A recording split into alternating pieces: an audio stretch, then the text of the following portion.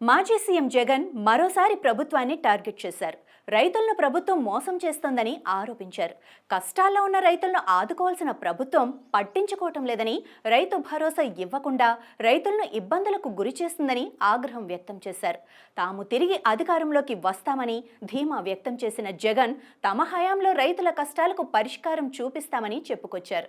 ఇదే సమయంలో ముఖ్యమంత్రి చంద్రబాబుకు జగన్ అల్టిమేటం జారీ చేశారు. అకాల వర్షాలకు దెబ్బతిన్న రైతులకు ప్రభుత్వం ఇన్సూరెన్స్ ఇన్పుట్ సబ్సిడీ ఇచ్చి ఆదుకోవాలని డిమాండ్ చేశారు. తాతిరెడ్డిపల్లిలో అకాల వర్షం కారణంగా పడిపోయిన అరటి పంటలను పరిశీలించిన జగన్ ప్రభుత్వం స్పందించకపోతే రైతుల కోసం పోరాటం చేస్తామని అన్నారు. ఇలాంటి సమయంలో ప్రభుత్వం మానవత్వంతో వ్యవహరించాలని సూచించారు.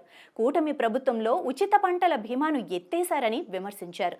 ప్రభుత్వంపై ఒత్తిడి తెచ్చేందుకే ఈ పర్యటన చేస్తున్నట్లు వెల్లడించారు.